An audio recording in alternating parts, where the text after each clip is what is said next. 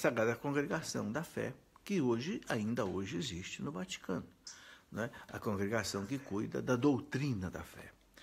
Muito bem, vamos começar rezando, pedindo a Deus que hoje, de modo especial, nos ajude com a sua graça, com a sua bênção. Em nome do Pai, do Filho e do Espírito Santo. Amém. Vinde, Espírito Santo, enchei os corações dos vossos fiéis e acendei neles o fogo do vosso amor. Enviai, Senhor, o teu Santo Espírito e tudo será criado. Renovareis a face da terra. Oremos, ó Deus, que instruíste os corações dos vossos fiéis, com a luz do Espírito Santo, fazei que apreciemos retamente todas as coisas, segundo o mesmo Espírito, e gozemos sempre da sua consolação. Por Cristo nosso Senhor. Amém. Ó Deus, que instruíste os corações dos vossos fiéis, com a luz do Espírito Santo, fazei, Senhor, que apreciemos retamente todas as coisas, segundo o mesmo Espírito, e gozemos sempre da sua consolação. Por Cristo nosso Senhor. Amém. Pedindo à Virgem Maria, a nossa mãe que nos acompanha nesta noite com a tua intercessão materna. Ave Maria, cheia de graça, o Senhor é convosco. Bendita sois vós entre as mulheres, bendito é o fruto do vosso ventre, Jesus. Santa Maria, Mãe de Deus, rogai por nós, pecadores, agora e na hora de nossa morte. Amém. Glória ao Pai, ao Filho e ao Espírito Santo, como era no princípio, agora e sempre. Amém. Em nome do Pai, do Filho e do Espírito Santo. Amém. Muito bem, boa noite a todos vocês que já estão aí entrando na nossa conversa. Estou vendo aí a Conceição, Rafael Beraldo, Rosirene Santos, Lia Freitas Vasconcelos, Maria Alves, sejam todos bem-vindos, boa noite. Você pode também compartilhar isso com seus amigos, amigas, e pode também hoje mandar sua pergunta, ok? Vamos responder também a sua pergunta hoje, se Deus quiser. Muito bem, vamos começar estudando a Inquisição. Eu me animei de estudar a Inquisição, inclusive escrevi um livro inteiro, né? Já vou até mostrar aqui, Para Entender a Inquisição. Esse livro, um livro assim, bastante complexo, porque o assunto exige, né? Um estudo bastante complexo. Ele tem cerca de 300 páginas, mas é um estudo que eu pude fazer com uma boa base, porque em 1997, 3 anos antes do ano 2000, o Papa João Paulo II queria preparar a igreja para o novo milênio. Então, ele fez 3 anos, né, de preparação. Um ano para o Pai, um ano para o Filho, um ano para o Espírito Santo, até chegar no ano 2000. E no ano de 1998, o Papa fez um simpósio no Vaticano sobre a Inquisição. Por quê? Porque ele queria pedir ao mundo perdão pelos pecados dos filhos da igreja. Que houve, não é? Muito bem. Ele não pediu perdão pelos pecados da igreja. A igreja não tem pecado. A igreja é santa. Mas os seus filhos têm pecado. Pecado dos filhos da igreja. Então, o Papa fez um simpósio no Vaticano e convidou 30 grandes historiadores do mundo inteiro, independente de religião, independente de nação, independente de ideologia, né? Havia ingleses, franceses, alemães, muçulmanos, ok? E fez um simpósio. E depois, então, o Vaticano publicou, né, as atas do simpósio. Isso que você está vendo aqui, L'Inquisizione, ok? Você está vendo aqui, são 780 páginas, as 30 conferências, todas elas na língua original de cada conferencista. Eu trouxe isso lá do Vaticano, praticamente lá pelo ano 2000, e depois de ler esse compêndio todo de 780 páginas, porque é o estudo mais atualizado sobre a Inquisição.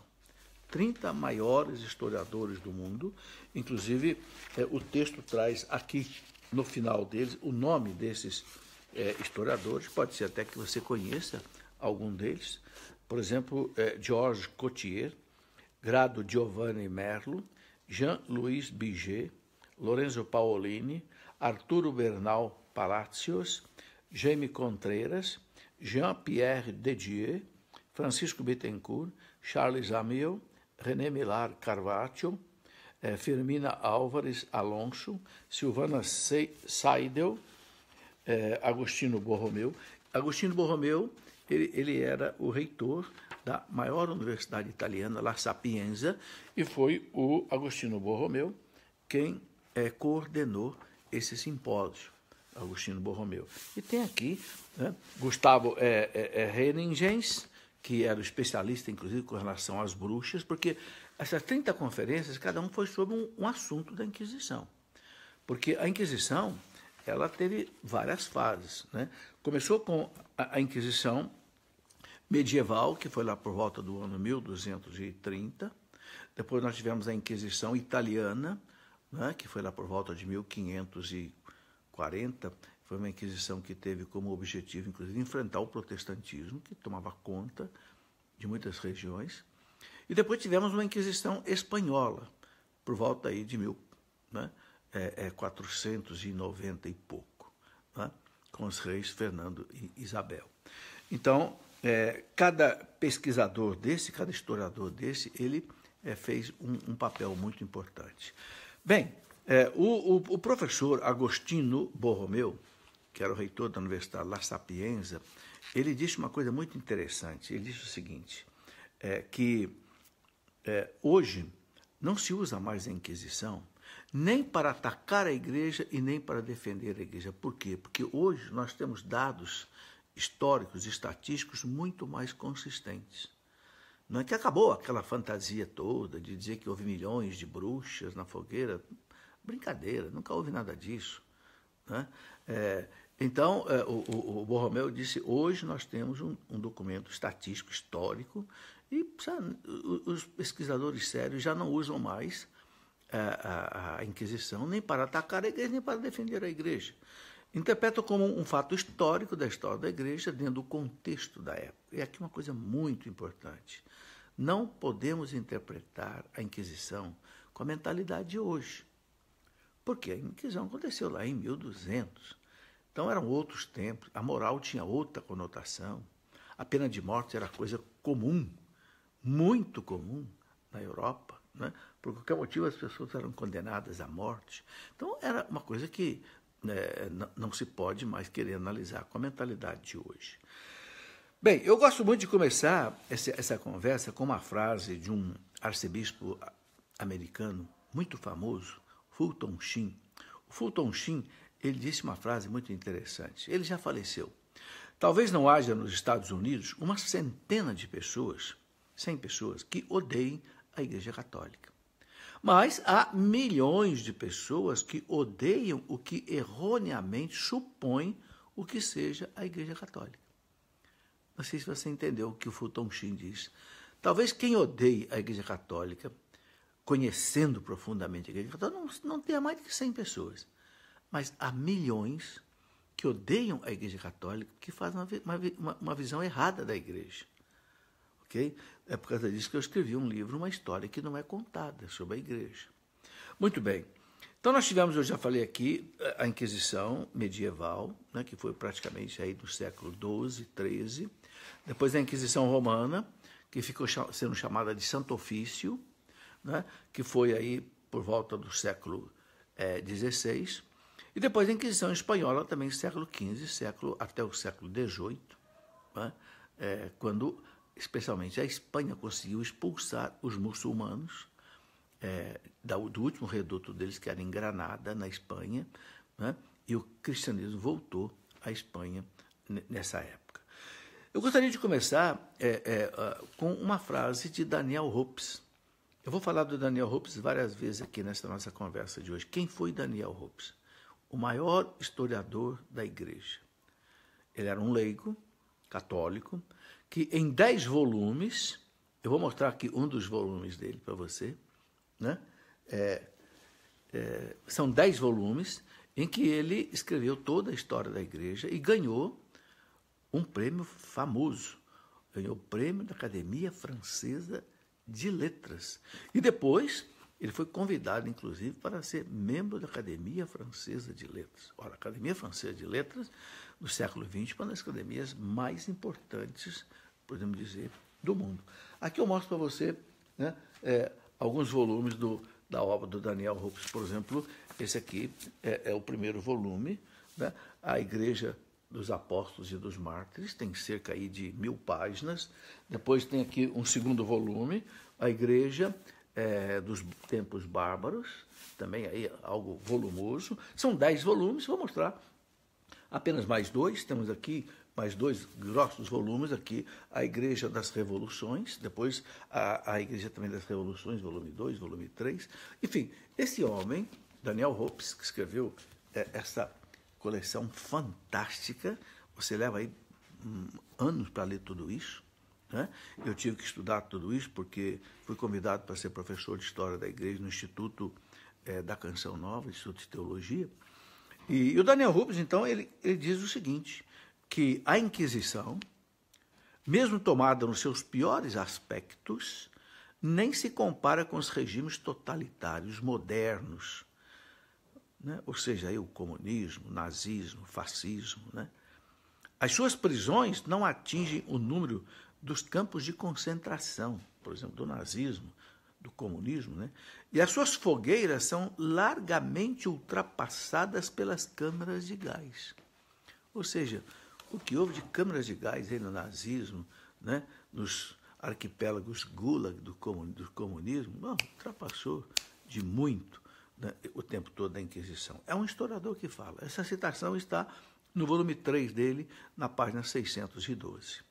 Bom, mas eu gostaria de colocar outros dados, além do Daniel Hopes, para a gente ter primeiro uma visão assim, global da Inquisição. A Enciclopédia Europeia Americana, uma enciclopédia famosa, ela fala assim, pelo que se vê, desde o princípio, a Inquisição foi mais benévola e progressista do que os tribunais seculares, pois estes não davam ao réu a liberdade de reconhecer seu erro, enquanto a Inquisição não entregava ao braço secular, ou seja, à justiça civil, okay, aqueles que abjuravam seu erro, ou seja, abandonavam o erro, nas mãos do bispo, senão apenas os pertinazes. Pertinazes é aquele que impenitente, né? Com que o subtraiu numerosos extraviados à prisão e até à morte, evitando a confiscação dos seus bens e, por conseguinte, a ruína e miséria de suas famílias. É uma fonte que não é da Igreja, a Enciclopédia Europeia Americana. Depois do Dicionário de Teologia Católico francês, ele diz assim, em suma, podemos pensar que a instituição e o funcionamento dos tribunais da Inquisição realizavam um verdadeiro progresso nos costumes. Não somente eles tinham acabado com a era das execuções sumárias, mas ainda tinham diminuído consideravelmente as condenações que rematavam com a pena de morte. Ademais, muitos condenados mereciam a morte por outros crimes de direito comum. Está lá na página 59 do Dicionário de Teologia Católico Francês. Bom, o que esse dicionário está dizendo aqui? Está dizendo que a Inquisição salvou muita gente da morte. Por quê? Eu quero explicar. Um dado muito importante você entender logo no começo. O Sagrado Tribunal da Inquisição, ou o Tribunal da Sagrada Inquisição, que recebeu esse nome, do Papa Gregório IX, em 1231, ele aconteceu bem mais depois de que o povo já estava colocando muita gente na fogueira. Por quê? Porque surgiu, aí por volta do ano 1000, veja que o tribunal começou no ano 1231, estou falando 230 anos depois. Lá por volta do ano 1000 surgiu na Europa uma heresia terrível, o chamado catarismo, os cátaros, né, que eram gnósticos. Eu já tive a oportunidade de explicar aqui um pouco do que é o gnosticismo.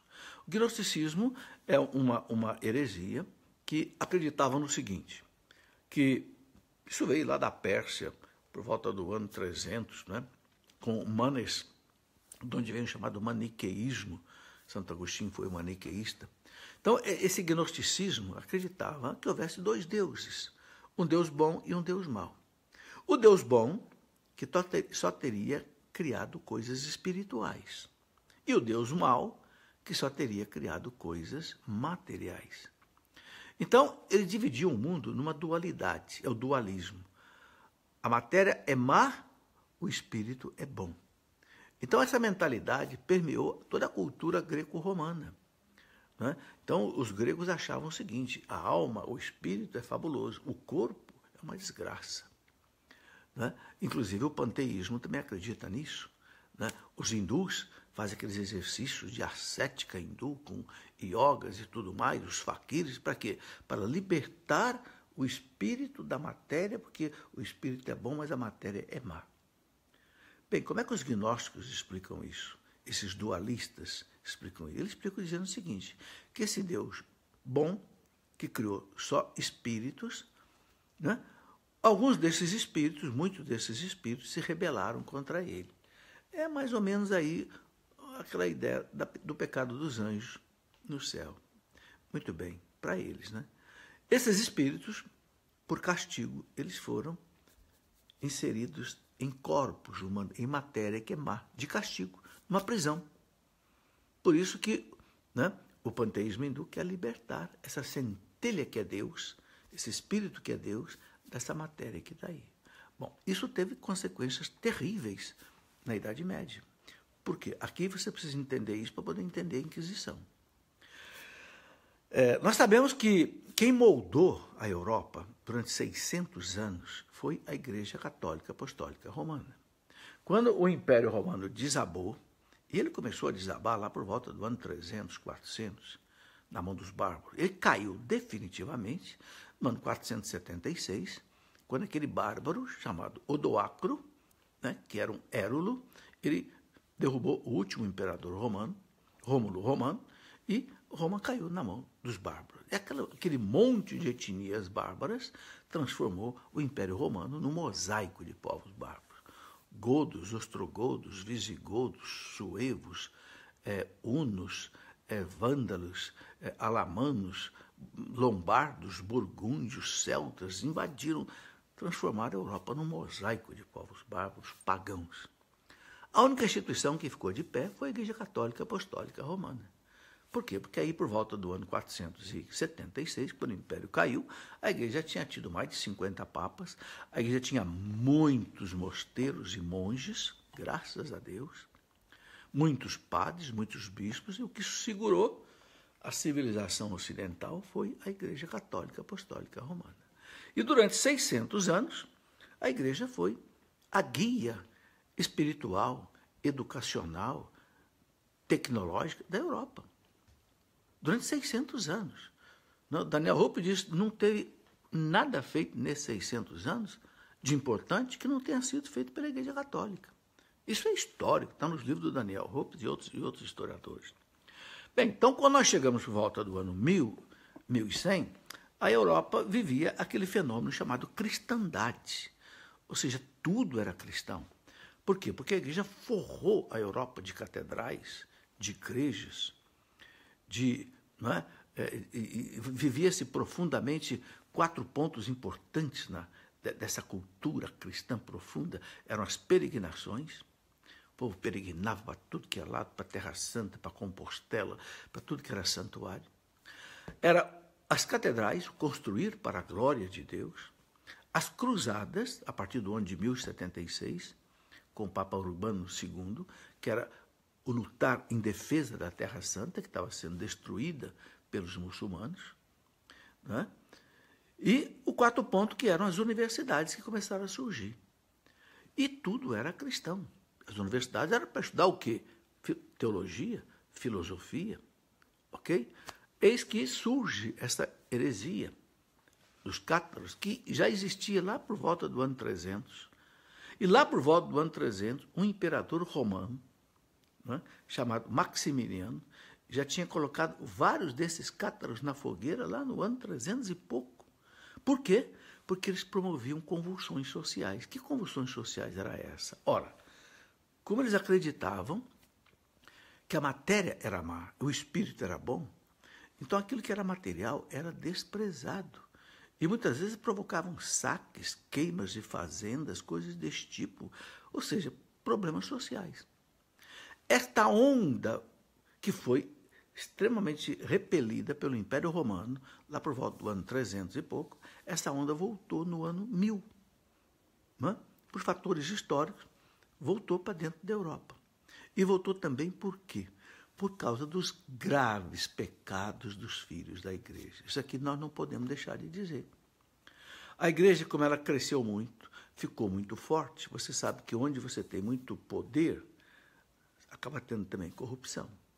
Então, é verdade que muitos filhos da igreja se corromperam. Luxo, simonia. O que era simonia? A compra de funções sagradas, né? A questão do feudalismo, que foi também terrível, porque é importante eu explicar isso, para você entender por que as coisas vão depois acontecendo. O que foi o feudalismo? Quando caiu o Império Romano, surgiram os feudos. Cada um defendeu o que era seu, né? Então, aqueles grandes barões, aqueles grandes condes, né? Condessas, baronesas e condes, tinham as suas grandes propriedades, que às vezes envolvia várias cidades. Para você ter ideia, a condessa de Canossa doou para o Papa, né? O Papa Gregório VII, o condado dela, que tinha 4, 5 cidades. Era quase que um mini-estado. Né? Bem, só que nesses feudos havia o quê? As paróquias, as dioceses. E o senhor feudal achava que ele era dono também das paróquias e das dioceses. Então, ele queria indicar o bispo, ele queria indicar os vigários, e ele cobrava para isso. Onde surgiu, então, a chamada simonia. O jeito comprava para ser bispo. E muitas vezes era despreparado, não tinha espiritualidade. Às vezes era um cara casado comum que tinha lá. Entende? O que aconteceu com a igreja por causa disso? A igreja se enfraqueceu espiritualmente. Então, realmente, nós vivemos uma época de luxo, simonia, concubinato, muitos padres e bispos vivendo com mulheres. A igreja não esconde isso. Está no livro de história. Aliás, os grandes historiadores acabam dizendo o seguinte: isso é que prova que a igreja é divina, porque se ela não fosse divina, ela já tinha acabado. A mesma coisa aconteceu um pouco mais tarde, na época do Lutero, 1517. Por que Lutero deu aquele brado dele lá? Porque, mais ou menos, também os filhos da igreja estavam pisando na bola. Lá que eram outros problemas, questão de indulgência, questão de cobrança de impostos altos, né? Nas cidades que pertenciam ao Estado Pontifício. Enfim, não é o caso de analisar aqui agora. Muito bem, isso, né, fez com que surgisse uma reação contra a igreja. Exatamente esses cátaros fundaram uma anti-igreja, que tinha padres, bispos, chegaram até um papa, que eles foram buscar lá em Constantinopla. Ora, a Europa estremeceu. Por quê? Porque esses cátaros eram poderosos, eles envolviam, inclusive, grandes autoridades, que eram muitas vezes até reis, não é? Sim, grandes autoridades, e que estavam realmente desafiando a igreja. O Daniel Hope diz que se a igreja não tivesse feito o tribunal da Inquisição, né, a igreja passaria realmente, deixaria a própria civilização ser destruída. Porque não era só um problema religioso, era também um problema social, porque esses cátaros faziam verdadeiros vandalismos. E aqui eu preciso relatar algumas coisas também que os historiadores colocam. Por exemplo, eles praticavam a endura. O que é a endura? Era o suicídio. Como eles acreditavam que o espírito estava preso na matéria que é má, então vamos matar essa matéria. Então praticavam o suicídio. Alguns deles, por exemplo, mergulhavam no inverno em água gelada várias vezes para pegar uma pneumonia e morrer, para libertar o espírito da matéria. Outros comiam vidro em pó para morrer. Era chamada a endura, tinha até um nome esse tipo de suicídio, né? Muitas vezes eles assassinavam uma mulher grávida com um punhal, matando a criança e a mulher no ventre. Por quê? Porque acreditavam que ali estava uma obra do mal, como se fosse uma obra do demônio. O filho, por causa de ser material. Proibiam o casamento, proibiam tudo que era tipo de juramento, que era a base do sistema feudal, o acordo que existia entre o senhor feudal e os servos de gleba. Não aceitavam o serviço militar. Enfim, provocaram realmente uma desordem na sociedade. Eu gostaria que tudo isso que eu estou dizendo, depois você pudesse confrontar, ou no livro que eu escrevi, baseado no Simpósio do Vaticano, ou no próprio Simpósio do Vaticano, desses historiadores mais atualizados sobre a questão. Isto gerou realmente toda essa situação. Agora eu queria colocar aqui uma outra coisa importante. Quais os antecedentes que fizeram com que a igreja entrasse, né, na Inquisição? Porque eu quero lembrar bem o seguinte, isso aqui é muito importante você entender. O Papa Gregório IX, ele criou o Tribunal da Sagrada Inquisição no ano de 1231. Agora, já no ano 1000, os reis estavam colocando esses cátaros na fogueira. Por que na fogueira? Porque o imperador, né, Frederico II, imperador alemão, instituiu como pena de morte para a heresia, veja, ele não era bispo nem padre, era o imperador, instituiu o crime, a pena para o crime de heresia, a pena de morte. Não foi a igreja. Daniel Rupes fala muito claro. O que houve de pior na Inquisição, que essas mortes na fogueira, como de Joana d'Arc, por exemplo, a Santa Joana d'Arc, não foi a igreja quem criou. Foi o império. Ok? E outras coisas muito importantes. Então, alguns precedentes que fizeram acontecer a Inquisição são importantes de lembrar. Primeiro, a fé era o maior tesouro e movia a vida medieval. Quando essas heresias começaram a perturbar a fé medieval, que era fortíssima, o povo estremeceu. Então, quem começou a agir contra os hereges foi o povo. E aí, o que acontecia? O povo colocava essa turma na fogueira sem julgamento. Era tipo assim, justiça feita com as próprias mãos. Isso já desde o ano 1000. Esse era um fator. Outro fator, a heresia, né, o crime chamado de lesa majestade divina, era considerado um crime acima do crime de lesa majestade real. O que é o crime de lesa majestade real? Era um crime praticado contra o rei. Por exemplo, cada rei tinha a sua moeda. E tinha a cara e a coroa do rei, cada moeda. Se alguém falsificasse a moeda, ia para a pena de morte. Era o crime de lesa majestade real. Devido à cristandade toda, eles consideravam o crime de lesa majestade divina, ou seja, a heresia, pior do que o crime de lesa majestade real. Então, se quem cometia um crime contra o rei ia para a morte, quem cometia um crime contra Deus, que era a heresia, também devia morrer. Isto era a voz comum. E não se assuste eu dizer para você que o próprio São Tomás de Aquino aprovava isso. E eu quero ler para você aqui uma citação de São Tomás de Aquino, que está lá na Suma Teológica 2/2, 11,3c. Escute o que São Tomás de Aquino dizia lá por volta do ano 1200, canonizado pela Igreja.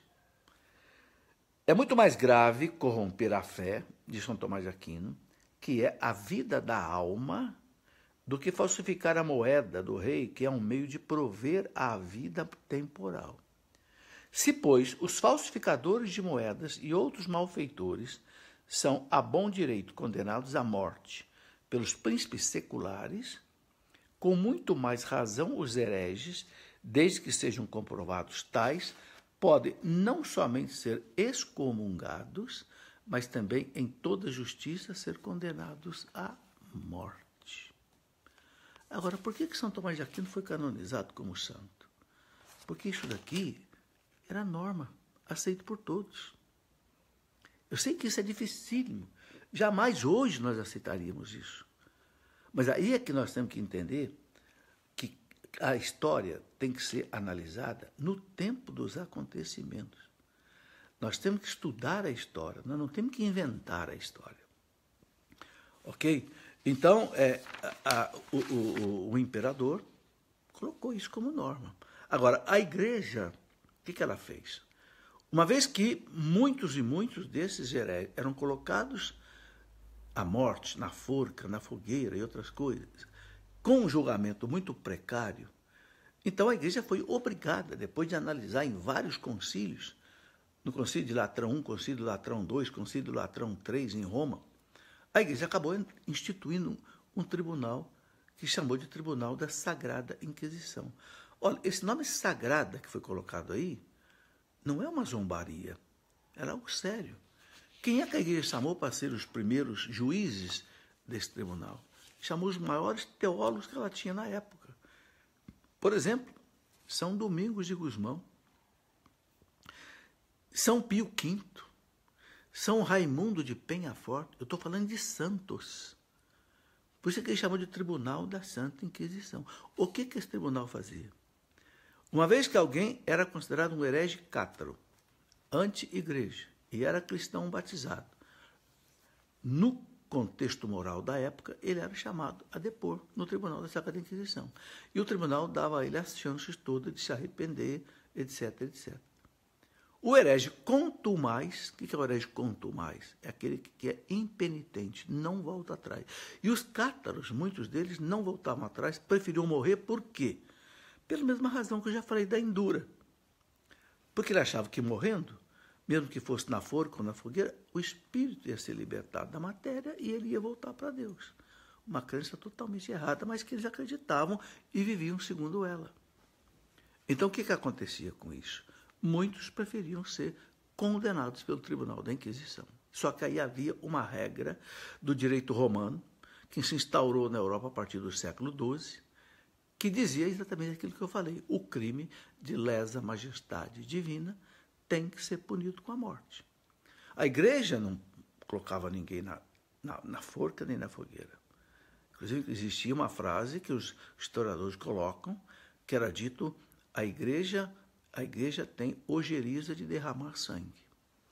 Mas o tribunal sabia que aquele impenitente, né, quanto mais, ele era entregado ao braço secular. O que é o braço secular? Ele era entregado ao poder civil. E o poder civil o levava para os autos de fé, onde ele realmente morria. Isso é inegável. Bem, houve muitos erros. O Papa João Paulo II pediu perdão pelos erros dos filhos da Igreja.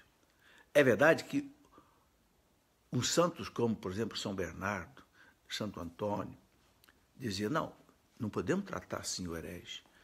O herege tem que ser convencido, né, e não ser levado à morte. Só que não era assim que o povo pensava. E, além de tudo, ainda tinha aquela questão das bruxas, porque na Idade Média o medo do demônio era muito grande. A superstição fruto do barbarismo que permeou todo o Império Romano. Os bárbaros eram muito supersticiosos. A Idade Média ficou muito assim, amedrontada com o demônio.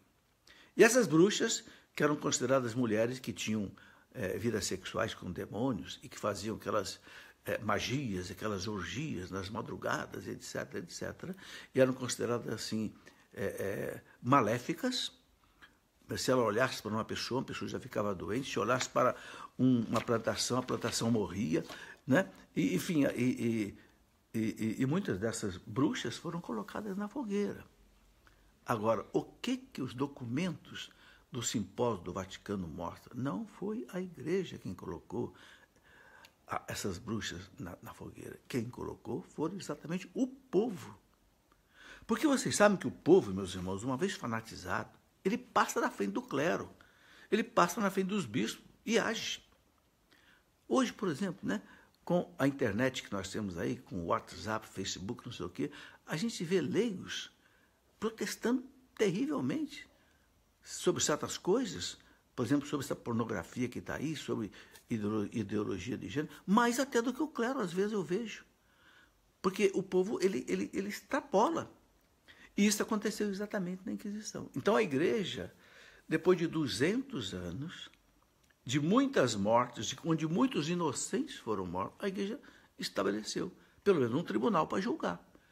E os historiadores dizem que muita gente foi salva. Eu quero ler aqui alguns documentos, né, para não ficar eu aqui apenas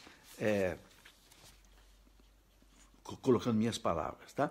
Por exemplo, um historiador e filósofo francês, protestante, chamado Huguenot, chamado Gilles Michelet, o famoso Michelet, que morreu em 1874, filósofo e historiador francês, ele disse o seguinte: os albigenses, que eram cátaros, de Albis, uma cidade da França. Não eram sectários isolados, mas uma igreja inteira que se formava contra a igreja. Em toda a parte onde eles eram senhores, destruíam e queimavam as cruzes, as imagens e as relíquias dos santos e maltratavam o clero. Está lá na História da França, de Cowley, de 1914. Um outro protestante chamado Luchère, que não tinha simpatia pela igreja, ele disse o seguinte, né, que no papado era um poder que o papado era um poder essencialmente moderador na luta contra a heresia. Os massacres que ocorriam contra os hereges eram atos de uma minoria excitada, vivamente censuradas pela igreja. É uma citação de uma historiadora, Regine Pernot, de 1997, na página 89 do livro dela, historiadora francesa. Ok? E aqui eu tenho várias citações que colocam isso. Bem, mas eu queria colocar aqui o seguinte, eu queria colocar uma lembrança de quantos crimes de morte e tal eram colocados antes de existir o Tribunal da Sagrada Inquisição. Fixe essa data, 1231. Agora, note esses outros dados. Em 1022, ou seja, 200 anos antes, o rei francês Roberto, o Pio, colocou no fogo 13 hereges cátaros, ou seja, 200 anos antes da igreja instituir o Tribunal da Inquisição. Em Goslar, na Alemanha, em 1051 e 1052 foram enforcados vários hereges pelo imperador Henrique III, que foi imperador de 1017 a 1053, da Alemanha, porque ele quis acabar com a heresia. Em 1077, ainda, olha aí, 200 anos antes do Tribunal da Igreja, um herege professou seus erros diante do bispo de Cambrai, mas a multidão o arrancou da prisão diocesana e o colocou na fogueira.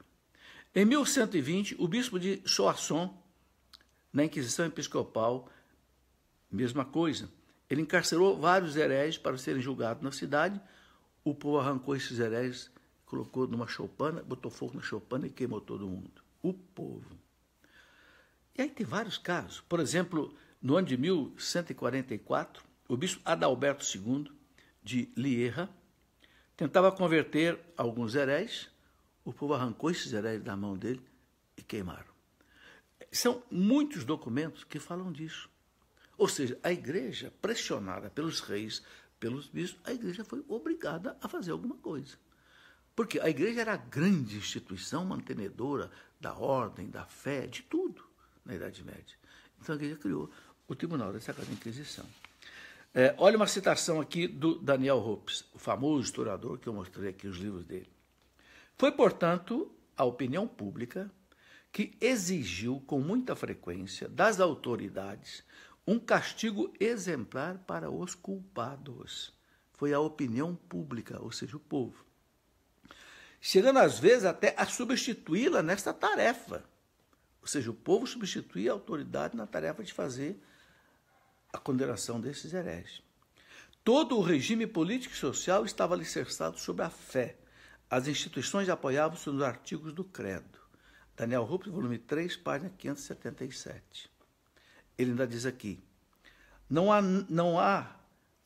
nada há de estranho em que esta cidade cristã, que tenha visto na heresia o espectro de sua própria destruição, a cidade da Idade Média, ele diz, nada há de estranho que essa cidade cristã tenha visto na heresia o espectro de sua própria destruição, porque a heresia é a pessoa de Cristo mutilada. É a doutrina da igreja travestida. É o desprezo da autoridade de Deus vivo na igreja. É a sociedade atingida nas suas forças vitais.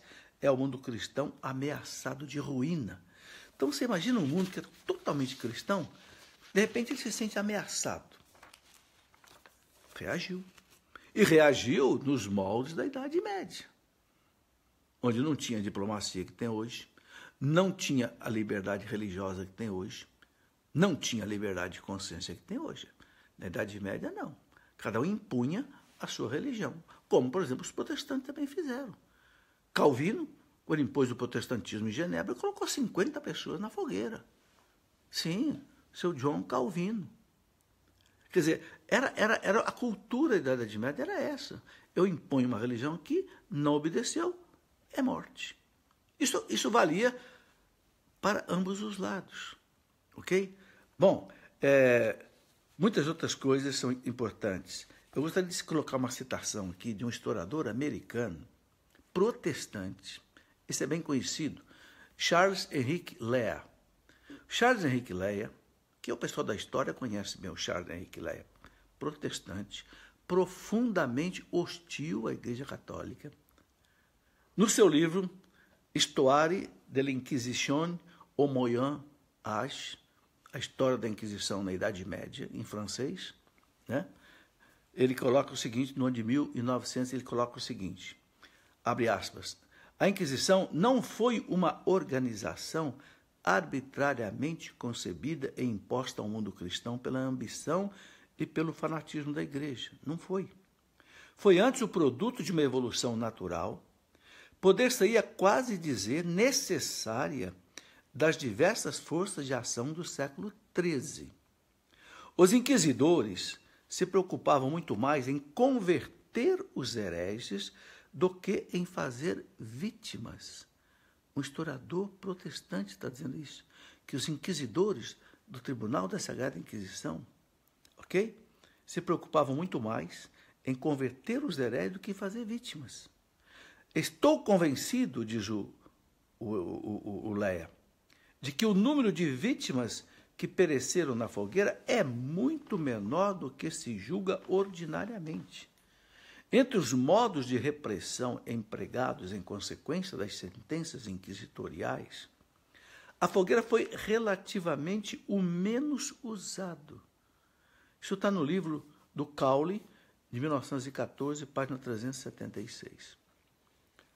Bom, esse mesmo historiador, Charles Lea, diz o seguinte, seja qual for o grau de horror que possa nos inspirar os meios empregados para combater a heresia dos cátaros, reconhecemos sem hesitação que naquelas circunstâncias a causa da ortodoxia o que? É a fé correta, se identificava com a civilização e com o progresso.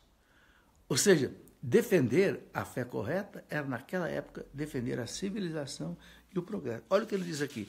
Se a heresia dos cátaros tivesse prevalecido sobre o cristianismo, ou se apenas a ele se equiparasse, não há dúvida de que sua influência teria sido desastrosa e teria a consequência de fazer a Europa voltar à barbárie dos tempos primitivos.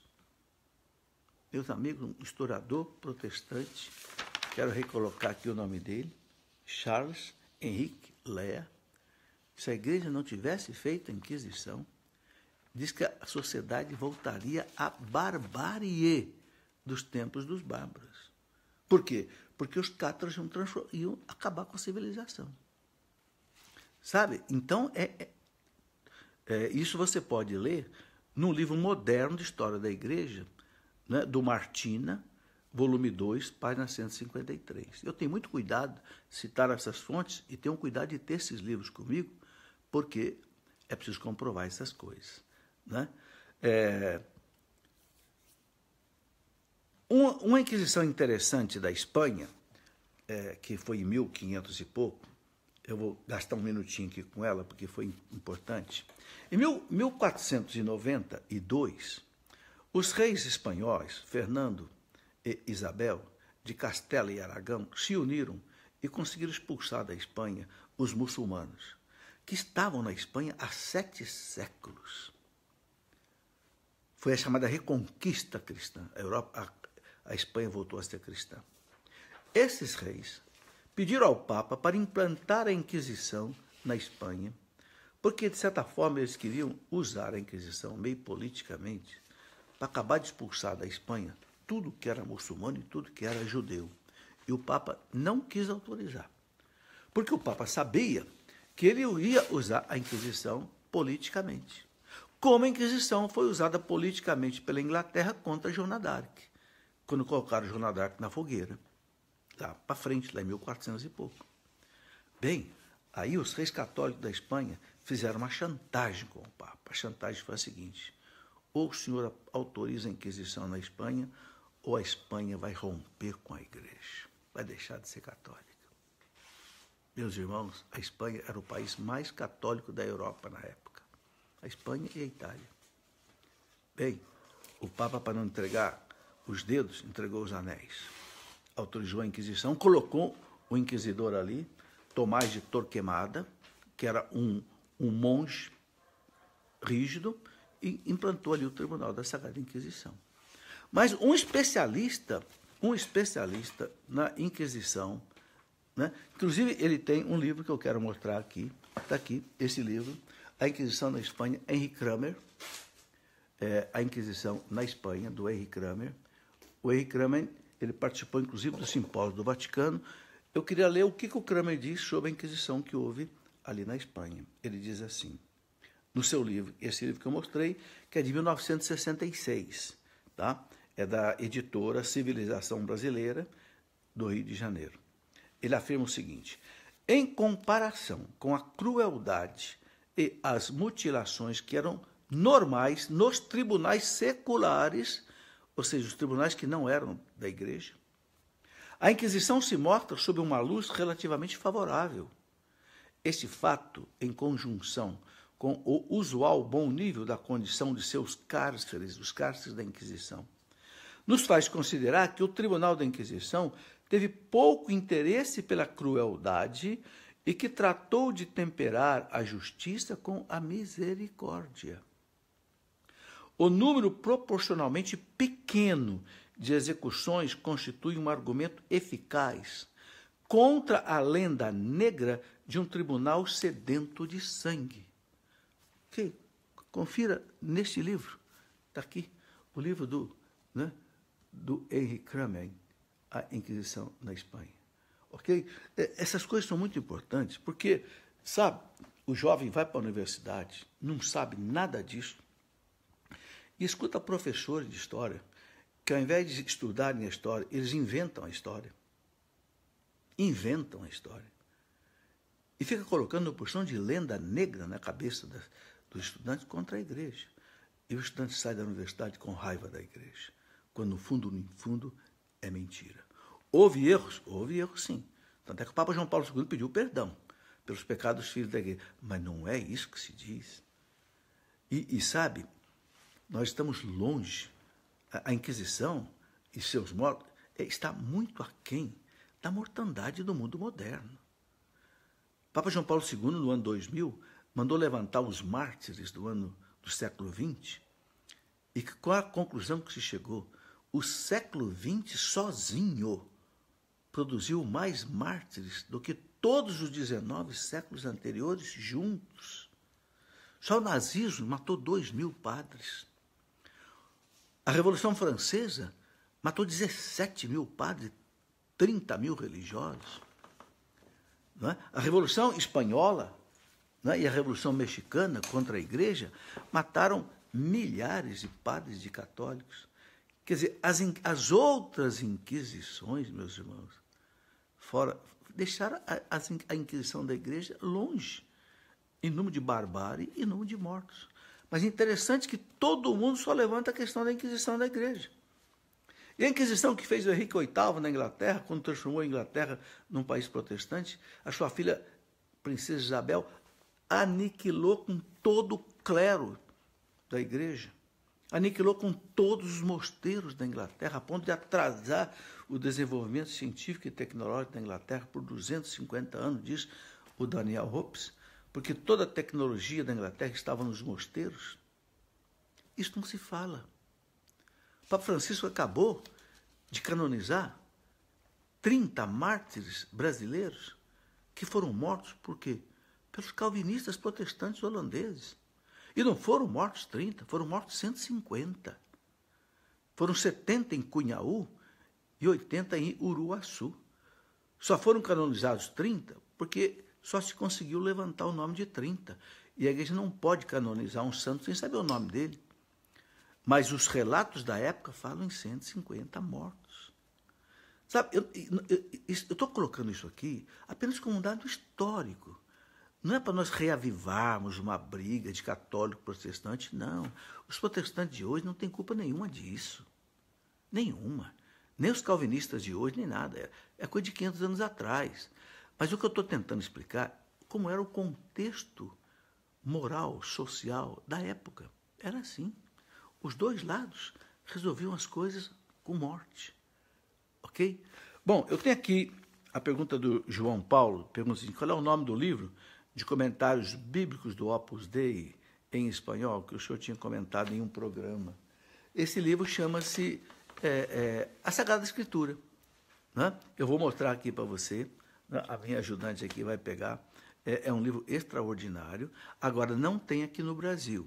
Esse livro eu trouxe da Espanha, lá da Universidade de Navarra, né? do Opus Dei. É esse livro aqui, a Sagrada, olha o tamanho dele. São cerca de 1.800 páginas, papel fino, mas ele explica a Bíblia de ponta a ponta, ok? Lucas Plasti, o que o senhor acha da obra do Paul Johnson, História do Cristianismo? Ô Lucas, eu tenho essa obra aqui comigo, eu usei essa obra, ela não é uma obra assim profunda como a obra do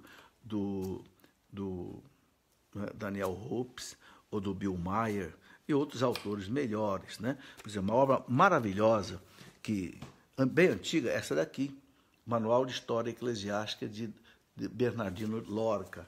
Esta obra é muito boa, né? É um pouco antiga, mas... Então, o Paul Johnson é uma obra mais nova, tem dados interessantes. Sabe, estudar a história da igreja, a gente tem que pegar vários livros, vários autores, e sentir aqueles que têm mais fidelidade à igreja, porque é a história da igreja, porque há muita coisa que eu digo, muita gente que inventa a história, ao invés de estudar a história. Né? Então, o Paul Johnson serve como uma referência. Eu cito, nos meus livros de história da igreja e no livro da Inquisição, eu cito o Paul Johnson como uma fonte de referência. Dorinha Silva, o Papa permitia a Inquisição? Dorinha, o Papa criou o Tribunal da Inquisição, o Tribunal da Sagrada Inquisição, por causa daquilo que eu falei. Os cátaros estavam sendo colocados em fogueiras, em forca, sem julgamento nenhum. O povo fazia essas coisas, os reis cristãos estavam fazendo isso. Então o Papa estabeleceu, pelo menos, um tribunal com os melhores teólogos. Sabe quem foram os teólogos da Inquisição, 1200 e pouco? Os franciscanos e os dominicanos, que eram os melhores teólogos que a igreja tinha. Quando você estuda os manuais da Inquisição, por exemplo, vou colocar uma citação aqui. Olha, uma instrução de 1246, eu copiei aqui nessa folha aqui, uma instrução de 1246, que era para ser seguida pelos inquisidores. Olha o que dizia essa instrução. Esforçai-vos por levar os hereges a se converterem. Mostrai-vos cheios de mansidão diante daqueles que manifestam a intenção de fazê-lo. Não procedei a nenhuma condenação sem provas claramente estabelecidas. Melhor é deixar um crime impune do que condenar um inocente. Está no livro de Gonzaga. Quem é Gonzaga? Quero mostrar aqui um outro livro muito importante sobre a Inquisição, que é esse daqui. João Bernardino Gonzaga. Esse livro é extraordinário. João Bernardino Gonzaga, ele escreveu A Inquisição em seu tempo. João Bernardino Gonzaga, ele é um homem, foi advogado, juiz, é um homem extremamente culto, que fez um estudo da Inquisição na base do direito da época. Então, por isso que ele chamou de A Inquisição em seu mundo. Esse livro foi publicado pela editora Saraiva, não sei se ainda é, o que está comigo é um pouco antigo, mas é ele que coloca essa citação que eu coloquei aqui, né, aqui com relação a esses dados. Bem, aqui a pergunta da Camila Pereira. Como posso orientar meu esposo em sua primeira confissão? Ô Camila, eu até escrevi um livrinho, Como Confessar. né? O que é a confissão? O valor da confissão. De repente, um livro desse possa ajudar você a orientar. Agora, basicamente, a confissão o que é? É o perdão dos pecados que o Cristo nos proporciona pelo seu sacrifício na cruz. O perdão dos nossos pecados é dado pelo próprio sangue de Cristo no momento da confissão. Ele era adepto do protestantismo e agora caminha na Igreja Católica. Não sei se dá para eu mostrar aqui o livrinho da confissão. Se eu conseguir pegar aqui, eu vou mostrar a você. Bom, ainda tenho aqui um minutinho, eu queria só colocar aqui, tem muitas coisas aqui, que, claro, isso tudo aqui, meus irmãos, não é numa aula dessa de 1 hora que eu vou conseguir colocar tudo. O livro é esse daqui, ó, Por que confessar e como se confessar. É um livro fino, é um manualzinho que ensina a importância da confissão, né? Por que confessar, como confessar. De repente, você pode deixar com o teu esposo aí e ele aprender.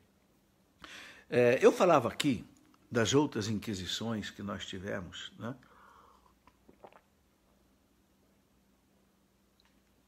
E que os historiadores passam batido.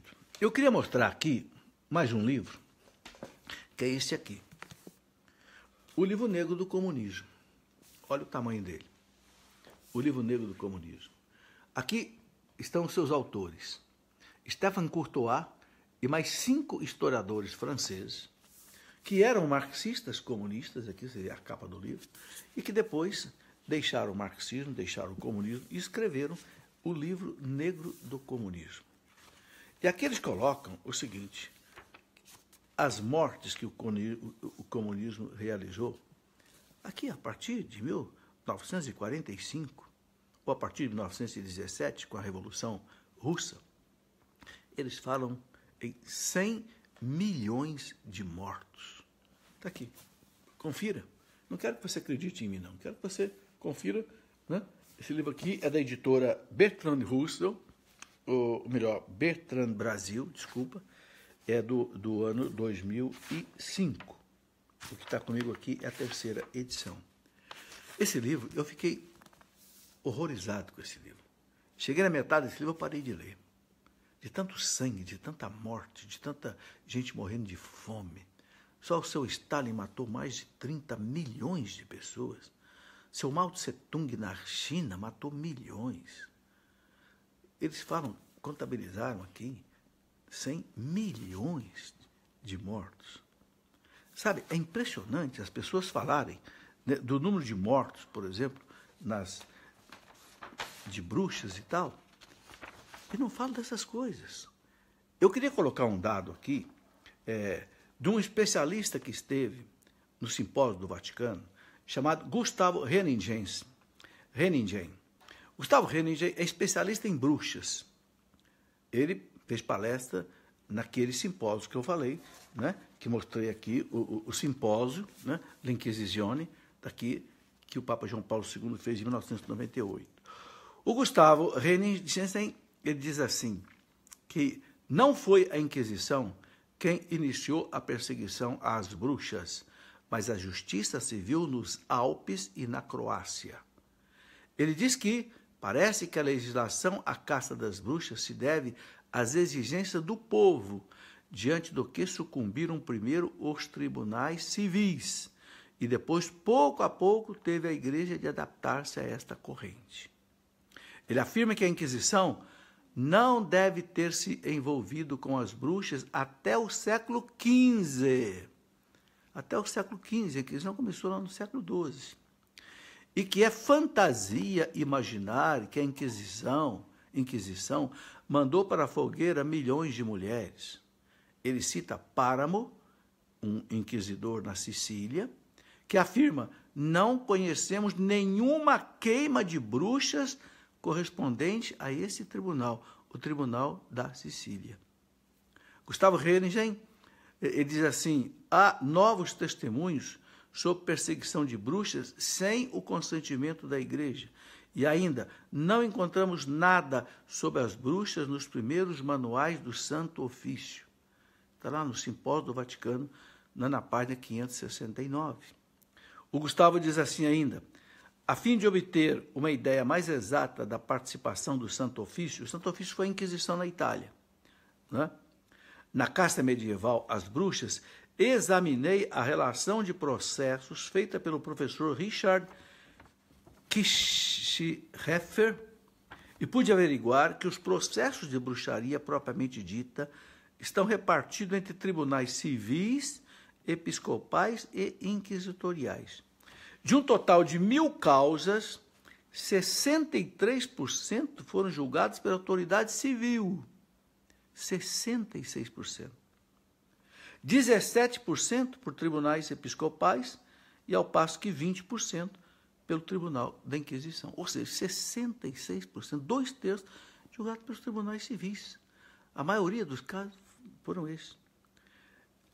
Ele diz, qualquer bruxa que voluntariamente confessasse e mostrasse sinais de arrependimento era reconciliada e admitida no seio da Mãe Igreja, sem confiscação de bens e recebendo penas menores.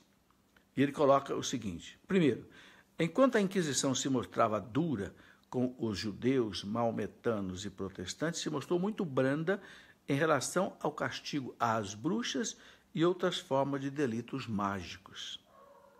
A Inquisição poderia ter causado um holocausto de bruxas nos países do Mediterrâneo, mas a história nos mostra algo muito diferente. A Inquisição foi aqui a salvação de milhares de pessoas acusadas de um crime impossível. Ou seja, está tudo aqui no Simpósio do Vaticano de autores que participaram, que fizeram palestras. Bom, vamos terminar nossa conversa, já são 9 horas, eu quero só dizer o seguinte, isso aqui é apenas um briefing, é apenas um começo de estudo, né? Eu mostro novamente o livro em que eu pude resumir todo o simpósio do Vaticano, e não só o simpósio do Vaticano, mas aqui eu usei todos esses outros livros que eu mostrei, usei também Daniel Hopes, usei muitos outros livros sobre a Inquisição, inclusive um livro muito moderno, foi escrito nos Estados Unidos no ano 2005, de Bagent, que é totalmente contra a Igreja, mas que coloca dados importantes, dados estatísticos importantes com relação à Inquisição. Bem, meus irmãos, fechando, houve erros por parte dos filhos da Igreja? Houve. Muitos. Ok? Papa pediu perdão por causa disso. Agora, acabou. É um passado que a Igreja nunca mais quer saber. Mas que, infelizmente, as pessoas não deixam ficar enterrado. Parece que há uma sede de desenterrar esse cadáver que tem aí 800 anos para poder bater na igreja hoje. Espera aí, quer bater na igreja hoje? Vamos bater na igreja pelos pecados que a igreja tem hoje. O passado é passado, ok? E se apontar o erro da igreja no passado, nós temos que apontar o erro de todo mundo. E todo mundo agiu da mesma forma, você pode ter certeza disso. Ok? Bom, toda essa conversa nossa aqui não é para fomentar nenhuma hostilidade com ninguém, nem nada disso. Mais uma vez eu repito, nossos irmãos protestantes, a igreja quer a união do cristianismo. Nós estamos apenas fazendo um estudo histórico dos acontecimentos, né? E não querer levantar aqui hostilidades de ambos os lados, de jeito nenhum. Mas a verdade é a verdade do passado e tem que ser conhecida. Ok? Muito obrigado a você que me acompanhou até agora. Deus os abençoe, abençoe suas famílias, abençoe, né, todo o seu trabalho. E voltaremos na próxima live nossa, se Deus quiser, na sexta-feira e depois, penso que no sábado eu devo ter uma viagem. Se eu não tiver viagem, pode ser que a gente tenha a live, ok? Fique com Deus, até o nosso próximo encontro, se Deus quiser.